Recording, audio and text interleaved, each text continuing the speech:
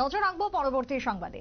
যাত্রী সুবিধার কথা মাথায় রেখে কৈলাসহর থেকে কুমারঘাট রেল স্টেশন পর্যন্ত একটি যাত্রী পরিবাহী বাস ছিল, কিন্তু সেই বাসটি থাকলেও আজকে প্রায় দীর্ঘদিন ধরে বন্ধ।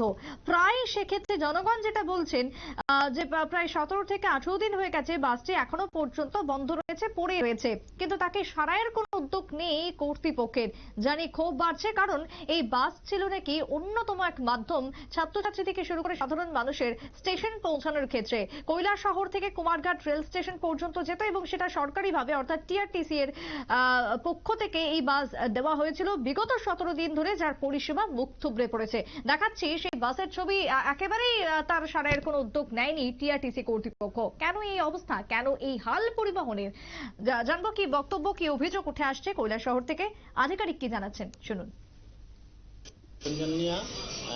কৈলাসহর আমাদের টিআরটিসি বসে আছে, তো বিকালবেলা অনুরূপভাবে আবার বিকাল 3টা এখান থেকে থাকতো, আর রাত্রে লাস্ট ট্রেনের প্যাসেঞ্জার নিয়ে আমরা আবার কৈলাসহর টিআরটিসি বসে আসলে আমরা যেতাম।